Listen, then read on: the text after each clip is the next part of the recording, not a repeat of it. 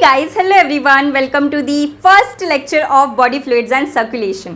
बच्चों इस क्लास के अंदर हम लोग एक नया चैप्टर स्टार्ट कर रहे हैं, that is body fluids and circulation. इसके पहले हमने breathing and exchange of gases chapter को कवर किया 12 लेक्चर्स के अंदर इन डिटेल। सो अगर आपने वो नहीं देखा सो प्लीज वो देखिए, बिकॉज वो from zero to pro series का फर्स्ट चैप्टर था। अभी हम सेकेंड चैप्टर स्टार्ट कर रहे हैं, that is body fluids and circulation. सबसे पहले बच्चों हम ये हेडिंग का मीनिंग समझेंगे, that body fluids and circulation, इसका मतलब क्या होता है। ठीक है, सो बॉडी फ्लूइड्स, सबसे पहले फ्लूइड्स यानी क्या बच्चों, तो कोई भी ऐसा सब्सटेंस जिसके अंदर एबिलिटी होती है फ्लो करने की, उन्हें फ्लूइड्स बोला जाता है। क्या बोला बच्चों मैंने, कोई भी ऐसी चीज, कोई भी ऐसा सब्सटेंस जिसके अंदर फ्लो करने की एबिलिटी है, उसे फ्लूइड्स बोलेंगे। एंड फिर बॉडी फ्लूइड्स यानी क्या, ऐसे फ्लूइड्स जो हमारी बॉडी के अंदर प्रेजेंट हो, उन्हें हम बॉडी फ्लूइड्स बोलेंगे बच्चों। ठीक है, अगर हम दो पर्सपेक्टिव से समझे तो फिजिक्स केमिस्ट्री के अकॉर्डिंग फ्लूइड्स का कॉन्सेप्ट थोड़ा अलग हो जाता है, बायोलॉजी के अकॉर्डिंग थोड़ा अलग है। अब कैसे, फिजिक्स केमिस्ट्री के अंदर बच्चों फ्लूइड्स के अंदर हम liquids as well as gases दोनों को इन्वॉल्व करते हैं। ठीक है, यानी फिजिक्स केमिस्ट्री के अंदर हम गैसेस को भी इंक्लूड करते हैं फ्लूइड्स के कैटेगरी के अंदर।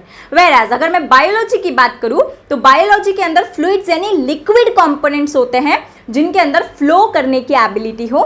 बायोलॉजी के अंदर हम गैसियस कंपोनेंट को फ्लूइड्स के अंदर कंसिडर नहीं करते। ठीक है, आई होप स्टूडेंट्स ये क्लियर है, दैट पर्सपेक्टिव्स अलग है। फिजिक्स केमिस्ट्री के अकॉर्डिंग फ्लूइड्स के अंदर हम gases as well as liquids को इन्वॉल्व करेंगे, वेयर एज बायोलॉजी के अंदर हम सिर्फ और सिर्फ लिक्विड कंपोनेंट को इन्वॉल्व करेंगे। इनफैक्ट ऐसे लिक्विड्स जो मूव करते हैं, जो फ्लो करते हैं, मूव फ्लो करते हैं, उन्हें हम क्या बोलेंगे, बॉडी फ्लूइड्स बोलेंगे। ठीक है, तो फ्लूइड्स का मतलब आई होप आपको समझ में आ गया। अब हमारे बॉडी के अंदर कौन से फ्लूइड्स होते हैं, व्हाट आर दी एग्जाम्पल्स। ठीक है, सो सबसे पहले है बच्चों सेरेब्रोस्पाइनल फ्लूइड। सेरेब्रोस्पाइनल फ्लूइड को हम CSF भी बोलते हैं। इसे हम डिटेल में न्यूरल कंट्रोल एंड कोऑर्डिनेशन के अंदर डिस्कस करेंगे। ठीक है, इसी यूनिट के अंदर एक चैप्टर है न्यूरल कंट्रोल एंड कोऑर्डिनेशन, वहां पर हम सेरेब्रोस्पाइनल फ्लूइड डिस्कस करेंगे बच्चों डिटेल में। ठीक है, टिल देन आपको याद रखना है दैट हाँ, सेरेब्रोस्पाइनल फ्लूइड ये एग्जाम्पल है आपके बॉडी फ्लूइड का। उसके बाद साइनोवियल फ्लूइड, साइनोवियल फ्लूइड ये पढ़ने वाले हैं लोकोमोशन एंड मूवमेंट में। ठीक है, आप बोलोगे अरे मैम यहीं पर बता दो, तो बच्चों हर एक चीज़ का ना टाइम होता है। ठीक है, तो ये फ्लूइड्स आपको डिटेल में वहाँ पर है ऑलरेडी, यहाँ पर हम बस उस चीज़ को लिंक करेंगे दैट हाँ बॉडी फ्लूइड्स आया है, इसका मतलब साइनोवियल फ्लूइड उसका एग्जाम्पल है, सेरेब्रोस्पाइनल फ्लूइड उसका एग्जाम्पल है। ठीक है, उसके बाद बच्चों जो आपका लिम्फ होता है, जिसको हम टिश्यू फ्लूइड भी बोलते हैं, ये भी बॉडी फ्लूइड का एग्जाम्पल है। अब बच्चों लिम्फ और टिश्यू फ्लूइड में एक माइनर सा डिफरेंस होता है, वो हम इसी चैप्टर में कवर करने वाले हैं। ठीक है, उसके बाद आपका इंटरस्टिशियल फ्लूइड। ठीक है, तो ये सारे जो मैंने फ्लूइड्स बताए, cerebrospinal fluid, synovial fluid, interstitial fluid, उसके बाद लिम्फ या फिर टिश्यू फ्लूइड, ये आपके बॉडी फ्लूइड्स के एग्जाम्पल्स हैं। ठीक है, सो आई होप ये कॉन्सेप्ट आपको क्लियर हो गया दैट फ्लूइड्स यानी क्या होता है, anything which is having the ability to flow, या फिर any substance which is having the ability to flow, उसे हम फ्लूइड्स बोलेंगे। फिजिक्स केमिस्ट्री के अंदर फ्लूइड्स के अंदर लिक्विड के साथ साथ गैसेस को भी इंक्लूड करते हैं, पर बायोलॉजी के अंदर फ्लूइड्स में सिर्फ हम लिक्विड कंपोनेंट्स को इन्वॉल्व करेंगे। ठीक है, और बायोलॉजी के अंदर अगर स्पेसिफिक बॉडी फ्लूइड्स की डेफिनेशन में बताऊँ तो ऐसे फ्लूइड्स, ऐसे लिक्विड कंपोनेंट्स जो हमारे बॉडी के अंदर प्रेजेंट हो एंड जो हमारी बॉडी के अंदर ट्रांसपोर्टेशन करेंगे एंड होम्योस्टैसिस मेंटेन करेंगे। अब हो गया ना कंफ्यूजन, इसीलिए मैंने स्टैंडर्ड वाली डेफिनेशन यूज़ नहीं की, बट ये होम्योस्टैसिस क्या होता है, ट्रांसपोर्टेशन क्या होता है, इसी चैप्टर के अंदर ये क्लियर हो जाएगा आपको।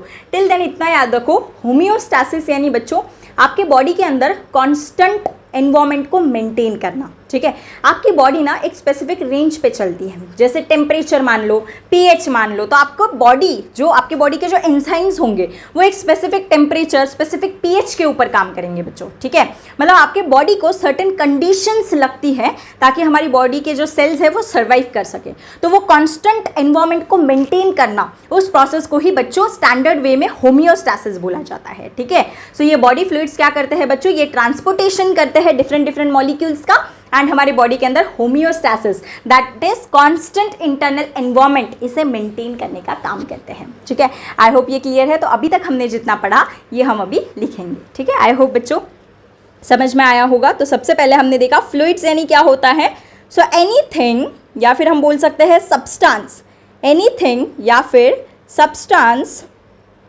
विच हैव एबिलिटी टू फ्लो, जिनके अंदर एबिलिटी है फ्लो करने की, which have ability to flow, इसे क्या बोला जाता है बच्चों? फ्लूइड्स बोला जाता है। फिर बॉडी फ्लूइड्स यानी जो ऐसे लिक्विड कंपोनेंट्स जो हमारे बॉडी के अंदर ट्रांसपोर्टेशन करेंगे एंड होम्योस्टैसिस को मेंटेन करेंगे। ठीक है, सो बॉडी फ्लूइड्स, एंड मैंने आपको दो पर्सपेक्टिव्स बताए। फिजिक्स केमिस्ट्री के अकॉर्डिंग फ्लूइड्स के अंदर गैसेस भी इन्वॉल्व होते हैं, गैशियस कंपोनेंट्स, पर बायोलॉजी के अकॉर्डिंग फ्लूइड्स के अंदर सिर्फ और सिर्फ लिक्विड कंपोनेंट इन्वॉल्व होगा। ठीक है, सो बॉडी फ्लूइड्स, लिक्विड, क्या हो गया, हाँ, liquid components present inside our body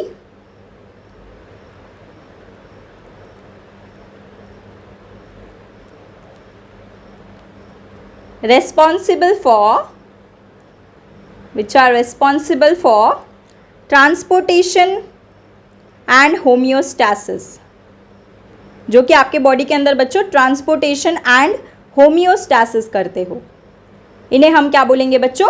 body fluids बोलेंगे। अब बॉडी फ्लूइड्स के एग्जाम्पल्स क्या हो गए? तो बॉडी फ्लूइड्स के अंदर आता है बच्चों साइनोवियल फ्लूइड, जो हम लोकोमोशन एंड मूवमेंट में पढ़ने वाले हैं। ठीक है, उसके बाद आता है सेरेब्रोस्पाइनल फ्लूइड, जिसे शॉर्ट फॉर्म में बच्चों CSF भी बोला जाता है। इसे हम पढ़ेंगे न्यूरल कंट्रोल एंड कोऑर्डिनेशन के अंदर। ठीक है, जैसे कि मैंने बोला हर एक चीज़ का एक टाइम होता है, वहाँ पे ही डिटेल में इसे हम डील करेंगे। ठीक है, उसके बाद बच्चों टिश्यू फ्लूइड। ठीक है, टिश्यू फ्लूइड या इसी को बच्चों लिम्फ भी बोला जाता है, ऑल्दो दोनों में एक माइनर सा डिफरेंस होता है, वो मैं आपको बताऊंगी इसी चैप्टर के अंदर। And then interstitial fluid, interstitial fluid. So ये सारे क्या हो गए बच्चों? ये सारे आपके बॉडी फ्लूइड्स के एग्जाम्पल्स हो गए। आई होप स्टूडेंट्स ये आपको क्लियर है दैट फ्लूइड्स यानी एनी थिंग या फिर any substance which is having ability to flow. Physics chemistry के अकॉर्डिंग फ्लूइड्स में हम गैसेस को भी इन्वॉल्व करेंगे लिक्विड्स के साथ, एंड बायो के अंदर सिर्फ लिक्विड्स को इन्वॉल्व करेंगे। सो बॉडी फ्लूइड्स यानी ऐसे लिक्विड कंपोनेंट्स जो हमारे बॉडी के अंदर प्रेजेंट हो, जो कि ट्रांसपोर्टेशन एंड होम्योस्टैसिस को मेंटेन करने का काम करेंगे। ठीक है, एग्जाम्पल मैंने यहाँ पर लिख दिए, साइनोवियल फ्लूइड, सेरेब्रोस्पाइनल फ्लूइड, ये सारे। अब बच्चों सर्कुलेशन क्या होता है? आई होप आपको बॉडी फ्लूइड्स का मीनिंग समझ में आ गया। अब हम देखेंगे सर्कुलेशन यानी क्या। सर्कुलेशन यानी किसी चीज़ को डिस्ट्रीब्यूट करना, किसी चीज़ को सर्कुलेट करना, उसी को सर्कुलेशन बोला जाता है। एंड बॉडी फ्लूइड्स क्या होंगे बच्चों? बॉडी फ्लूइड्स ही सर्कुलेशन के अंदर इन्वॉल्व होते हैं। हमारा हार्ट आपको पता है पंपिंग ऑर्गन है। हार्ट क्या करता है बच्चों? पंप करता है। पंप करते टाइम वो क्या करेगा? किसे पंप करेगा? वो ब्लड को पंप करेगा। तो ये ब्लड जो है आपका, ये भी आपका बॉडी फ्लूइड है। यहाँ पर एक ब्लड तो लिखना रह ही गया।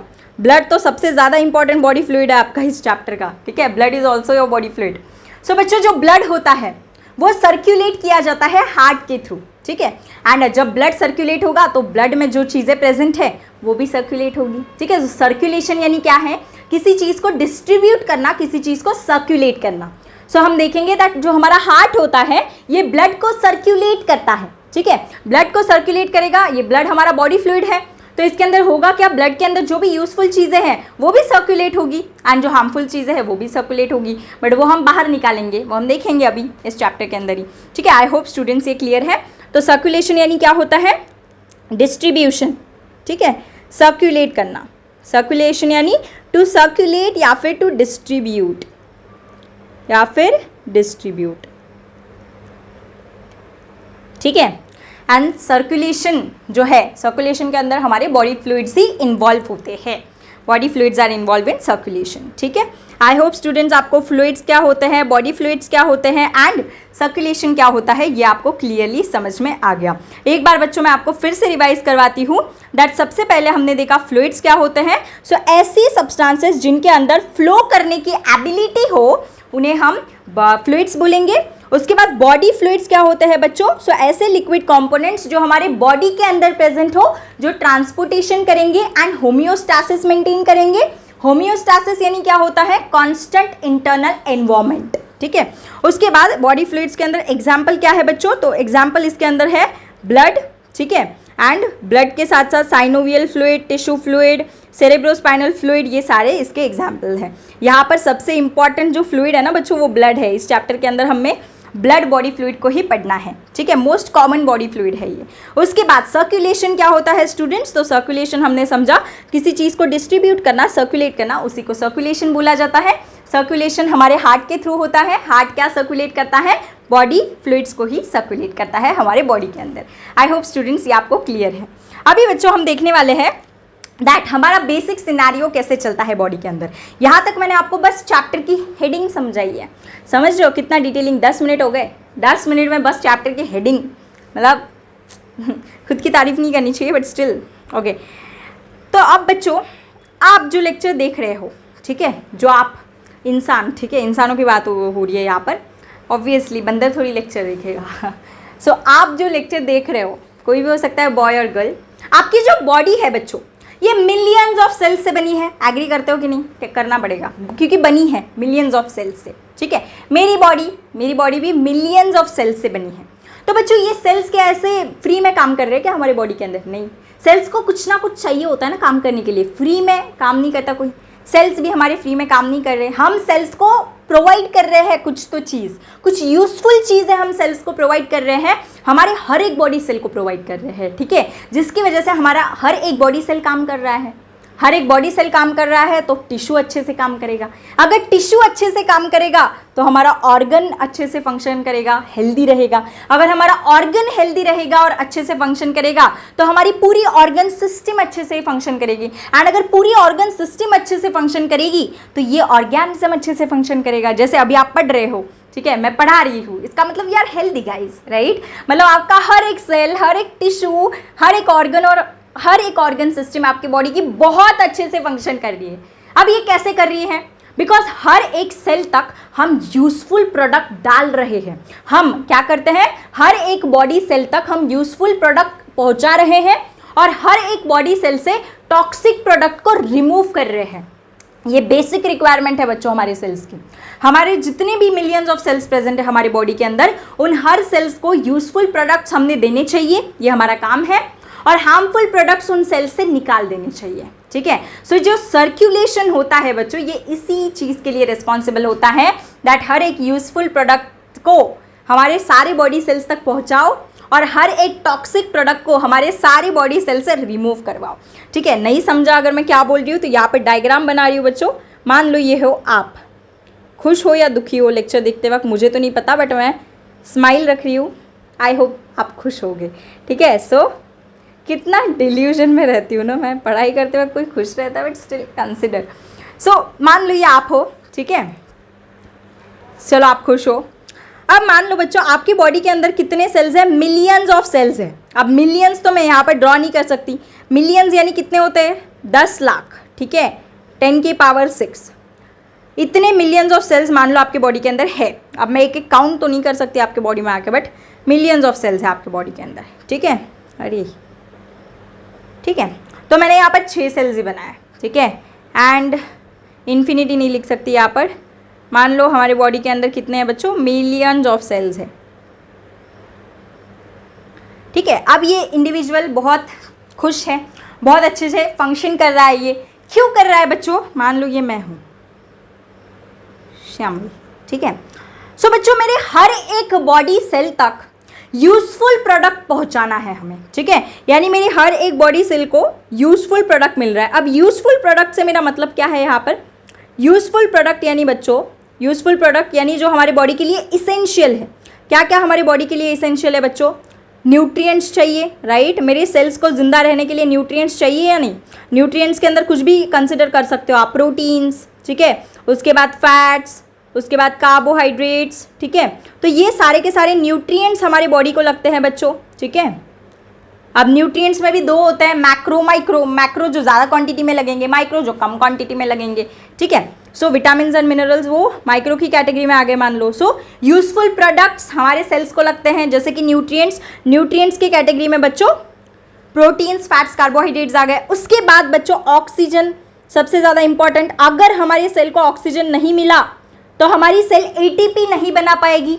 ये breathing and exchange of gases chapter के पहले वीडियो में मैंने बताया है, ठीक है, कि ऑक्सीजन कितना ज़्यादा इंपॉर्टेंट होता है एटीपी बनाने के लिए, ठीक है। उसके बाद यूजफुल प्रोडक्ट्स में और दूसरे अदर इसेंशियल सब्सटेंसेस आ गए, ठीक है। अब सारे तो हम नहीं लिख सकते ना, तो अदर इसेंशियल सब्सटेंसेस जैसे कि मान लो बच्चों यहाँ पर हॉर्मोन्स है, ठीक है। आप सेल्स को अगर मैसेंजर्स की तरह, सेल्स को अगर मैसेज भेजना है तो मैसेज के फॉर्म में कौन रिकॉग्नाइज होता है? हार्मोन्स रिकॉग्नाइज होता है, तो यहाँ पर लिखती हूँ हार्मोन्स, ठीक है।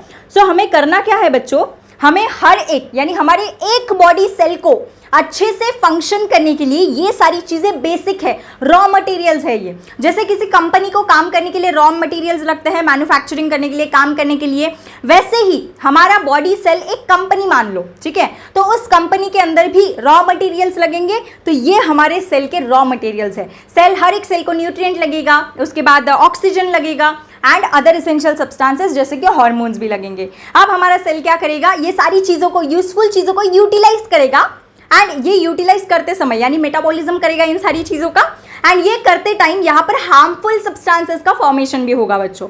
तो यहाँ पर होता क्या है, जो हार्मफुल सब्सटेंसेस फॉर्म हो गए वो हम सेल के अंदर वैसे ही नहीं रख सकेंगे, ठीक है। ये सेल है, ये सेल्स है बच्चों, ठीक है। तो हार्मफुल सब्सटेंसेस यहाँ पर सेल के अंदर एक्यूमुलेट हो गए, तो ये हार्मफुल सब्सटेंसेस को हमें बाहर भी निकालना है, ठीक है। बाहर क्या निकालना है बच्चों, सेल के बाहर हमें हार्मफुल सब्सटेंसेस को या फिर जो टॉक्सिक सब्सटेंसेस होते हैं उन्हें हमें सेल के बाहर निकालना है। अब टॉक्सिक सब्सटेंसेस जैसे कि फॉर एग्जांपल मैम, तो कार्बन डाइऑक्साइड, सेल ऑक्सीजन लेता है और बदले में कार्बन डाइऑक्साइड और एनर्जी बनाता है, राइट। तो कार्बन डाइऑक्साइड टॉक्सिक है, अगर ये हमारे सेल के अंदर बहुत टाइम तक रहा तो ऑब्वियसली हमारी भी डेथ हो सकती है, सेल की डेथ होगी तो इनडायरेक्टली हमारी भी डेथ होगी, राइट। सो हमें क्या करना होता है बच्चों, ये CO2 जो है, जो बहुत ज़्यादा टॉक्सिक है, ठीक है, जो हीमोग्लोबिन की एफिनिटी ऑक्सीजन के साथ कम करेगा, ठीक है। तो कम करेगा तो ब्रीदिंग प्रॉब्लम्स आएगी, ये सारा हमने लास्ट चैप्टर में डील किया है। तो हमें क्या करना है, ये CO2 टॉक्सिक प्रोडक्ट को बाहर फेंकना है, ठीक है। इसके साथ साथ ही बच्चों हार्मफुल सब्सटेंसेस के अंदर मेटाबॉलिक वेस्ट आते हैं, ठीक है। मेटाबॉलिक वेस्ट बोल दो या फिर आप इसे नाइट्रोजनस वेस्ट भी बोल सकते हो। तो मेटाबॉलिक वेस्ट, नाइट्रोजनस वेस्ट, जैसे कि हमारे अंदर यूरिया होता है, ठीक है। तो इन सब को हमें क्या करना है बच्चों, इन सब को हमें बॉडी के बाहर फेंकना है।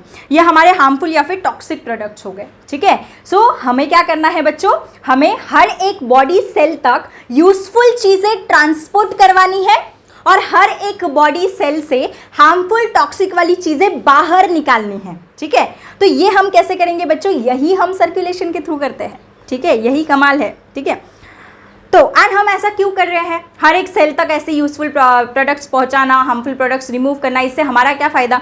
बिकॉज बच्चों अगर हम सेल्स को खुश रखेंगे, अगर हमारा सेल अच्छे से काम करेगा तभी टिश्यू बनेगा, ठीक है। क्योंकि सेल्स के क्लस्टर से ही तो टिश्यू बनता है जो फिर स्पेसिफिक फंक्शन को अचीव करते हैं, ठीक है। फिर अगर टिश्यू अच्छे से काम करेगा, टिश्यू अगर हेल्दी फंक्शन करेगा, ये सब हम क्यों कर रहे हैं बच्चों, for healthy functioning of tissues, ताकि सेल्स अगर खुश रहे तो हमारे जो टिश्यूज़ है वो हेल्दीली फंक्शन कर पाएंगे, ठीक है। हेल्दी वे में वो फंक्शन परफॉर्म कर पाएंगे। एंड अगर हमारे टिश्यूज़ हेल्दी वे में फंक्शन परफॉर्म कर रहे हैं तो हमारा ऑर्गन खुश रहेगा बच्चों, ठीक है। अगर हमारा एक ऑर्गन खुश है, ठीक है, तो ऑर्गन सिस्टम खुश रहेगी, ठीक है। मतलब ऑर्गन सिस्टम प्रॉपर्ली काम करेगी, खुश रहेगी से मतलब है मेरा यहाँ पर प्रॉपर्ली काम करना, ठीक है। तो ऑर्गन सिस्टम यहाँ पर प्रॉपर्ली फंक्शन करेगी, एंड अगर ऑर्गन सिस्टम प्रॉपर्ली फंक्शन करेगी तभी तो आपका ऑर्गेनिज्म फंक्शन करेगा, राइट। सो सारी चीज़ें जो फंडामेंटल ब्लॉक्स है वो कहाँ से शुरू होते हैं, सेल से, ठीक है। तो इसीलिए बच्चों सेल्स तक ये यूजफुल प्रोडक्ट्स हमें पहुँचाने हैं,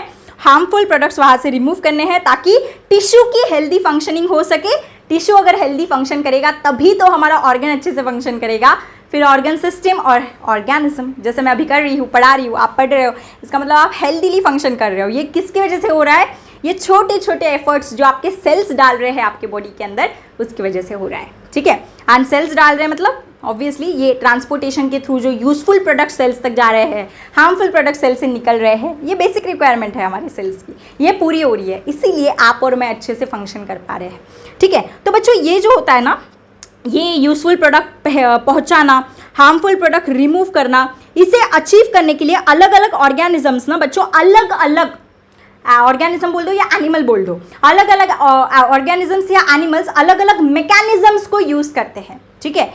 एनिमल्स और organisms have evolve different mechanism to achieve this, यानी बच्चों गोल एक ही है, यूजफुल प्रोडक्ट को हर एक बॉडी सेल तक पहुंचाओ और जो टॉक्सिक प्रोडक्ट है उसे हर एक बॉडी सेल से रिमूव करवाओ, यही हमारा अल्टीमेट टारगेट है, ठीक है। सो इसे अचीव करने के लिए, टू अचीव दिस, ठीक है, to achieve this organisms have different organisms adopt different methods या फिर मैकेनिज्म्स, डिफरेंट मेथड्स या फिर डिफरेंट मैकेनिज्म्स क्या करते हैं बच्चों, ऑर्गेनिजम्स अडेप्ट करते हैं। आई होप स्टूडेंट्स ये क्लियर है।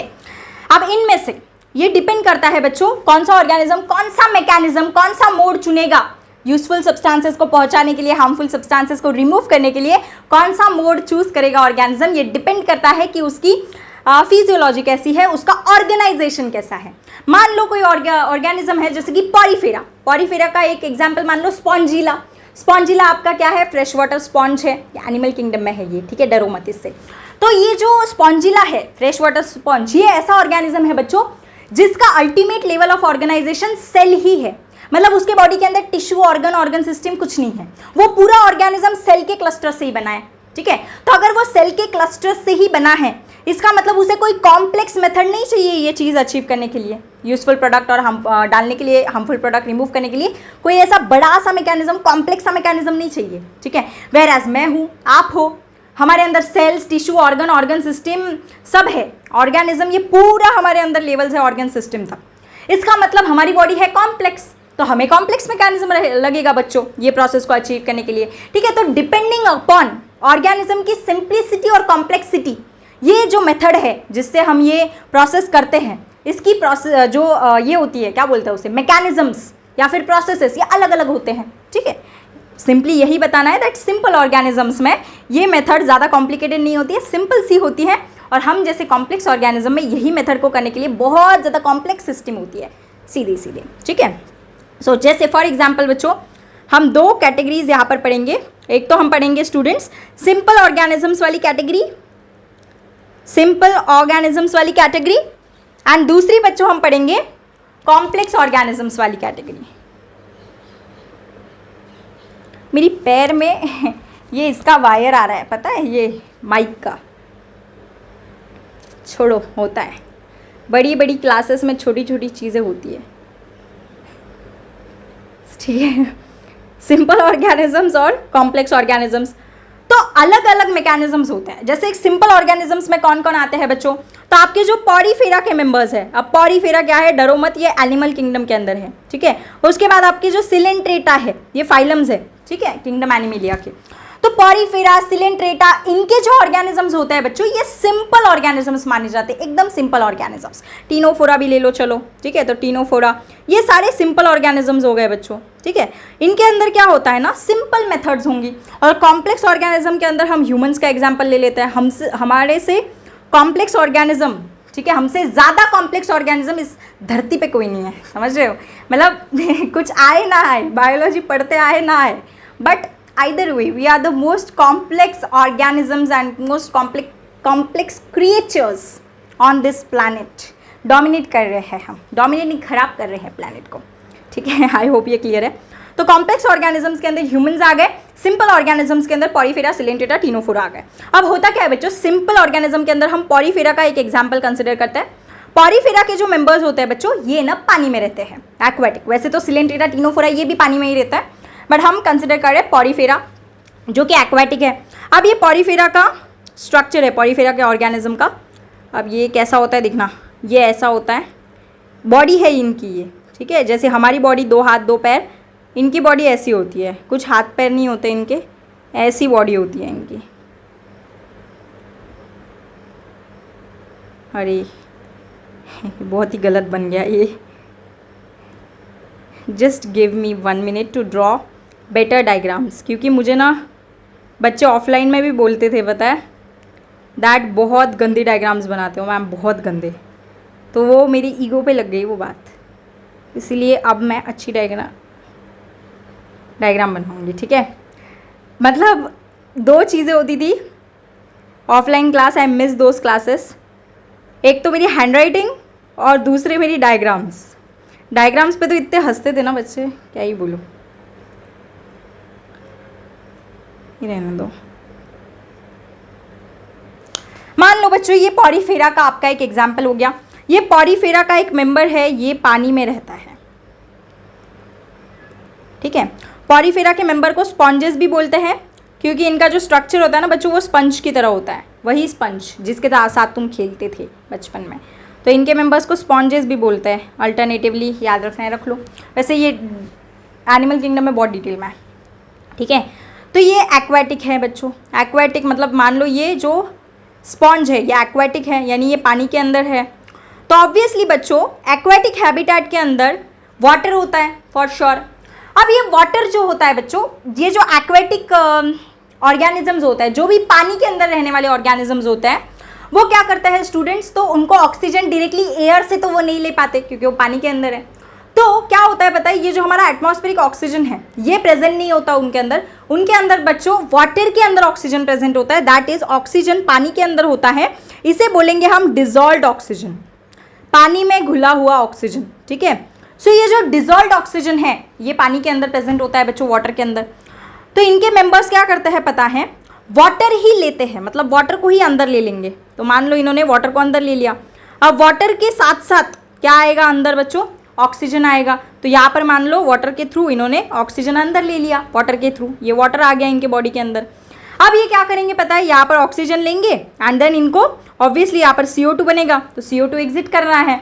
तो अगेन फिर ये वाटर जो है, वाटर में CO2 मिल जाएगा एंड देन ये CO2 रिच वाटर को बाहर भेजेंगे। तो ये इन्होंने किया क्या है बच्चों, सिंपली पता है, इन्होंने पानी को अंदर लिया है, पानी के अंदर ऑक्सीजन था, ठीक है। फिर इन्होंने CO2 बनाया, टॉक्सिक प्रोडक्ट इनके बॉडी में बना, और वो CO2 फिर पानी में मिल गया बॉडी के अंदर के वाटर में, एंड देन इन्होंने जो वाटर के अंदर कार्बन डाइऑक्साइड है उसको बाहर फेंक दिया। मतलब ये क्या कर रहे हैं पता है, ऑक्सीजन रिच वाटर को अंदर ले रहे हैं, कार्बन डाइऑक्साइड रिच वाटर को बाहर फेंक रहे हैं।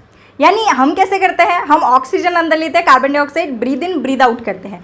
इनके पास नाक नहीं है ब्रीदिंग ब्रीद आउट करने के लिए, ये क्या करेंगे, पानी को अंदर लेंगे, पानी के अंदर ऑक्सीजन है, ऑक्सीजन ले लेंगे, कार्बन डाइऑक्साइड बनाएंगे एंड देन वो कार्बन डाइऑक्साइड को पानी के अंदर छोड़ देंगे एंड देन पानी को ही बाहर निकाल देंगे। यानी पानी अंदर लो, पानी बाहर छोड़ो, ऑक्सीजन अंदर आ जाएगा, कार्बन डाइऑक्साइड बाहर चला जाएगा। कितना इंटरेस्टिंग है ना ये। और ये पानी को अंदर कैसे लेते हैं बच्चों, ये पानी को ये पोर्स के थ्रू अंदर लेते हैं। इन पोर्स को ऑस्टिया बोला जाता है, ऑस्टिया, ठीक है, इसके थ्रू ये अंदर लेते हैं। और ये जो कार्बन डाइऑक्साइड रिच वाटर को बाहर छोड़ रहे हैं इसे बोला जाता है ऑस्क्यूलम। सो ऑस्टिया से आपका पानी एंटर करेगा, यहाँ से होगी एंट्री, और ऑस्क्यूलम से पानी बाहर निकलेगा, यानी यहाँ से हो गई एग्जिट, ठीक है। तो यहाँ पर होता क्या है समझ में आया, जो वाटर जिसके अंदर ऑक्सीजन ज़्यादा है, मतलब डिजॉल्व ऑक्सीजन प्रेजेंट है, वाटर को अंदर ले लिया, वाटर से चुन के ऑक्सीजन ले लिया, उसके बाद कार्बन डाइऑक्साइड बना, कार्बन डाइऑक्साइड को वो वाटर में डाल दिया एंड फिर ऑस्क्यूलम के थ्रू वो वाटर को भी बाहर फेंक दिया। यानी ये क्या करते हैं बच्चों, सिंपल ऑर्गेनिजम्स, ये वाटर को ही सर्कुलेट कर रहे हैं अपने बॉडी से, बॉडी के अंदर, बॉडी के बाहर, ठीक है। सो ये इनको फिर बॉडी फ्लूइड्स की ज़रूरत तो भी है क्या, नहीं है, ठीक है। तो ये क्या करेंगे, इनका जो सर्कुलेशन है ये सिंपली किसके थ्रू हो रहा है बच्चों, वाटर के थ्रू सर्कुलेशन हो रहा है। आई होप स्टूडेंट्स ये क्लियर है। एंड ये जो फिगर है ना ये पॉडीफेरा के मेंबर्स की है। पॉडीफेरा कितना क्यूट, कितना सिंपल है। और एक ह्यूमंस, हाँ कॉम्प्लेक्स धरती वाले प्राणी, ये क्या करेंगे बताइए ह्यूमंस, इनके अंदर एक सिस्टम है ये चीज़ करने के लिए। अब देखो हमारे पास हमारा बेसिक मोटिव क्या था, यूजफुल चीज़ को बॉडी के अंदर लाओ, हार्मफुल चीज़ को बॉडी के सेल के बाहर फेंको, राइट, यही हमारा मोटिव था। तो यहाँ पर ये जो पॉडीफेरा के मेंबर हैं, इन्होंने यूजफुल चीज़ ऑक्सीजन को बॉडी के अंदर ले लिया पानी के थ्रू, कार्बन डाइऑक्साइड हार्मफुल चीज़ इनके बॉडी के अंदर बनी, इसको बाहर फेंक दिया वाटर के थ्रू। हमारे बॉडी के अंदर ऐसे नहीं होता। हमारे बॉडी के अंदर जो प्रोसेस होती है वो मैंने आपको breathing and exchange of gases chapter में डिटेल में बताया, transport of oxygen, transport of carbon dioxide, ठीक है। तो ये आप वहाँ पर एक बार देख लेना। उसके बाद और जो हमारे अंदर टॉक्सिक प्रोडक्ट होता है दैट इज़ यूरिया। यूरिया कैसे बाहर निकलता है ये हम देखेंगे अपने इसके अंदर excretory products and there elimination chapter के अंदर, ठीक है। हमारे अंदर बहुत कॉम्प्लेक्स चीज़ें हो रही है, आयंस का इन्वॉल्वमेंट है, एंजाइम्स का इन्वॉल्वमेंट है, सेल्स का इन्वॉल्वमेंट है अलग अलग टाइप्स के, ठीक है, अलग अलग मैकेनिज्म्स इन्वॉल्व होते हैं, हार्मोन्स इन्वॉल्व होते हैं, अलग अलग चीज़ें सब मिल के सारी कॉम्प्लेक्सिटी, मतलब सिंपल चीज़ को कॉम्प्लेक्स करना वही होता है कॉम्प्लेक्स ऑर्गेनिजम्स के अंदर, ठीक है। प्रोसेस तो वही है, सिंपल प्रोसेस ही अचीव करनी है बट उसको कॉम्प्लेक्स तरीके से करो, तभी तो हम कॉम्प्लेक्स ऑर्गेनिजम्स बोलेंगे ना खुद को। अगर हम भी ऐसे सीधा फूंक दे, अरे फूंक दिया ऑक्सीजन अंदर, फूंक दिया कार्बन डाइऑक्साइड बाहर, फिर हम कॉम्प्लेक्स ऑर्गेनिजम्स कैसे कहलाएंगे? मतलब इतना बड़ा टैग जो हमें दिया है, the most complex creatures on earth are human beings. तो ये टैग का ऑरा मेंटेन करने के लिए ना ये चीज़ें होती हैं हमारे बॉडी के अंदर। तो अगर कोई क्वेश्चन पूछे कि मैम, बहुत बच्चे पूछते हैं मुझे कि इतना कॉम्प्लेक्स क्यों, सिंपली ऑक्सीजन अंदर लेना है, कार्बन डाइऑक्साइड बाहर छोड़ना है, इतना क्यों घुमा रहे उसको? तो because we are complex organisms, we are complex creatures on the earth, we are dominating the earth, so we need to maintain the aura, for aura farming, framing, क्या बोलते हैं उसे, उसके लिए कर रहे हैं। तो कॉम्प्लेक्स ऑर्गेनिज्म ह्यूमंस के अंदर यही चीज़ करने के लिए, इतनी सिंपल चीज़ करने के लिए ना बच्चों बॉडी फ्लूइड्स होते हैं, तभी तो चैप्टर का नाम बॉडी फ्लूइड्स है। ठीक है, क्या होता है बच्चों ह्यूमंस के अंदर?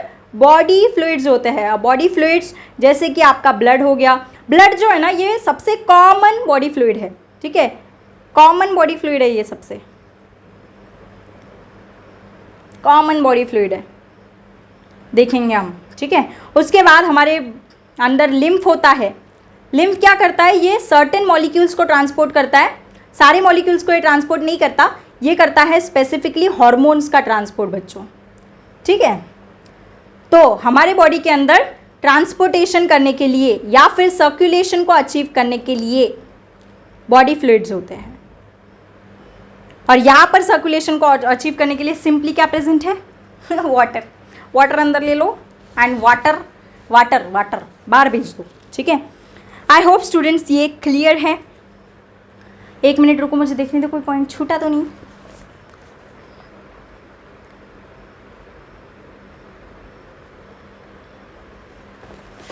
कोई भी पॉइंट नहीं छूटा है। This are the notes, this are the notes जो कि मैं बनाती हूँ, एक भी पॉइंट नहीं छूटा है। ठीक है, चलो आई होप स्टूडेंट्स ये आपको क्लियर है।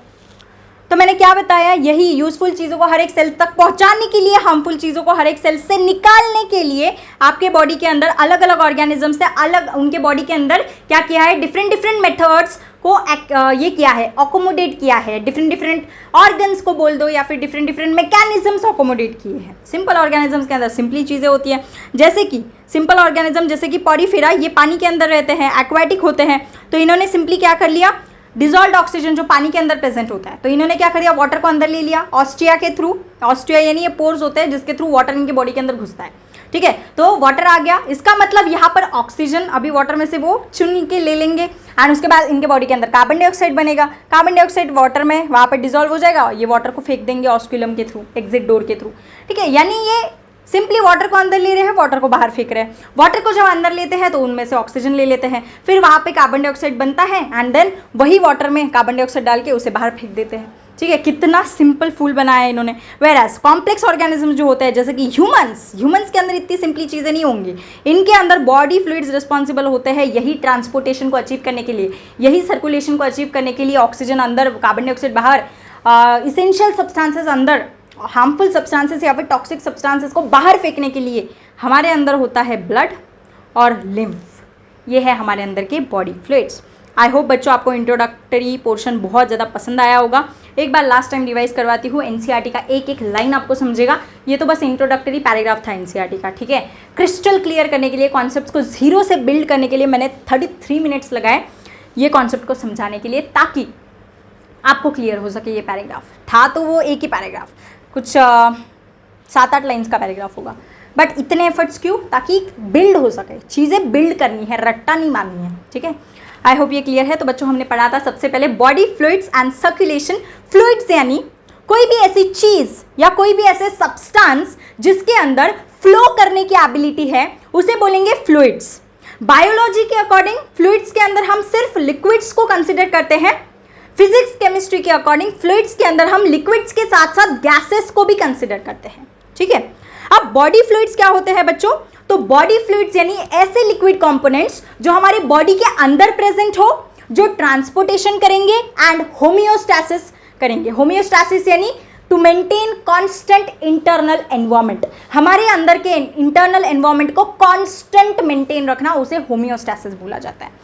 उसके बाद फ्लूइड्स के एग्जांपल हो गए ब्लड, सबसे कॉमन यूज्ड फ्लूइड होता है ये ट्रांसपोर्टेशन के लिए। उसके बाद साइनोवियल फ्लूइड आपके पास है। ठीक है, लोकोमोशन एंड मूवमेंट में पढ़ेंगे। Cerebrospinal fluid neural control and coordination में पढ़ेंगे। देन लिम्फ या फिर टिश्यू फ्लूइड, ये सारे आपके एग्जांपल हो गए फ्लूइड्स की। ठीक है, उसके बाद सर्कुलेशन क्या है, यानी क्या होता है? किसी चीज़ को डिस्ट्रीब्यूट करना, सर्कुलेट करना, उसे सर्कुलेशन बोला जाता है। अब होता क्या है बच्चों, हमारे बॉडी के अंदर बहुत सारे मिलियंस ऑफ सेल्स से हमारी बॉडी बनी होती है, ठीक है। तो हमारे ये मिलियंस ऑफ सेल्स को यूजफुल प्रोडक्ट्स लगते हैं। यूजफुल प्रोडक्ट्स में आते हैं nutrients, oxygen and other essential substances. ये रॉ मटेरियल्स हैं जो हमारे सेल को फंक्शन करने के लिए चाहिए। फिर ये सारे रॉ मटेरियल्स जब हमारे सेल्स तक पहुंचते हैं तो सेल्स के अंदर टॉक्सिक सब्सटेंसेस बनते हैं। फिर वो टॉक्सिक सब्सटेंसेस जैसे कि कार्बन डाइऑक्साइड हो गया आपका, मेटाबॉलिक वेस्ट या फिर नाइट्रोजनस वेस्ट जैसे कि यूरिया हो गया, ये बनते हैं। ये टॉक्सिक प्रोडक्ट्स हमारे सेल्स के अंदर नहीं रहने चाहिए, इन्हें हमें फेंकना है। तो ये चीज़ अचीव करने के लिए, ताकि हर एक useful product, essential product cell तक जा सके एंड हर एक वेस्ट प्रोडक्ट सेल से बाहर निकल सके, इसे अचीव करने के लिए हमें सर्कुलेशन या फिर ट्रांसपोर्टेशन के अलग अलग मेथड्स यूज़ करने होते हैं, यानी हमें बॉडी फ्लूइड्स को यूज़ करना होता है, ठीक है। तो एंड हमें ये क्यों करना है, हर एक सेल तक यूजफुल चीज़ पहुंचाओ, हर एक सेल से हार्मफुल चीज़ निकालो, ये हमें क्यों करना है? बिकॉज सेल से ही टिश्यू बनते हैं। अगर हम ये चीज़ करेंगे तो टिश्यू हेल्दीली फंक्शन करेंगे, हेल्दी वे में टिश्यूज़ का फंक्शन होगा। टिश्यूज़ का फंक्शन हेल्दी वे में होगा तो हमारा ऑर्गन अच्छे से काम करेगा, ऑर्गन अच्छे से काम करेगा तो ऑर्गन सिस्टम का अच्छे से काम करेगी, एंड ऑर्गन सिस्टम सारी अगर हमारे बॉडी में अच्छे से काम कर रही है तो ऑर्गेनिज्म रिलैक्स रहेगा, ऑर्गेनिज्म एज अ होल अच्छे से काम करेगा, राइट। सो यही चीज़ अचीव करने के लिए, ताकि हर एक यूजफुल प्रोडक्ट हर एक सेल तक जा सके और हर एक सेल से हार्मफुल प्रोडक्ट बाहर निकल सके, इसे अचीव करने के लिए अलग अलग एनिमल्स ने अलग अलग मेथड्स और मैकेनिज्म्स अडॉप्ट किए हैं। जैसे सिंपल ऑर्गेनिजम्स जो है, जैसे Porifera, Coelenterata, Ctenophora, lower organisms जो है, इन्होंने क्या किया बच्चों, सिंपली इन्होंने, जैसे पॉरीफेरा का एग्जाम्पल के थ्रू मैंने यहाँ पर समझाया दैट ये पॉरीफेरा पानी के अंदर रहता है, यानी इसके बॉडी के अराउंड पूरा पानी है, ठीक है। तो ये क्या करेगा, इसके बॉडी के ऊपर पोर्स प्रेजेंट होते हैं, तो ये पोर्स के थ्रू पानी को अंदर ले लेगा। उस पानी के अंदर ऑक्सीजन है, यूजफुल प्रोडक्ट इसके बॉडी के अंदर आ गया। फिर ये क्या करेगा, ऑक्सीजन को यूज करेगा, फिर कार्बन डाइऑक्साइड बनेगा इसके बॉडी के अंदर। फिर कार्बन डाइऑक्साइड को ये वापस पानी में डाल देगा, बॉडी के अंदर जो पानी है उसके अंदर, एंड देन वो एज अ होल पानी को बाहर निकाल देगा। यानी वाटर को अंदर ले रहा है, वाटर को बाहर छोड़ रहा है। वाटर को अंदर लेते टाइम उसमें से ऑक्सीजन चुन के ले लिया, कार्बन डाइऑक्साइड बना के उसी वाटर में डाल दिया, एंड देन उस वाटर को फिर बाहर डाल देगा, ठीक है। ये जो पानी है, ये पानी को अंदर एंटर करने के लिए ऑस्टिया है स्टूडेंट्स, और ये पानी को बाहर एग्जिट करवाने के लिए क्या है, ऑस्क्यूलम है, ठीक है। उसके बाद अगर मैं कॉम्प्लेक्स ऑर्गेनिजम्स की बात करूं, कॉम्प्लेक्स ऑर्गेनिज्म में यही सेम प्रोसेस अचीव करने के लिए क्या होता है, बॉडी फ्लूइड्स प्रेजेंट होते हैं। For example blood and lymph, ठीक है। ब्लड जो कि most commonly used body fluid होता है, और लिम्फ ये स्पेसिफिक चीज़ों को ही ट्रांसपोर्ट करता है।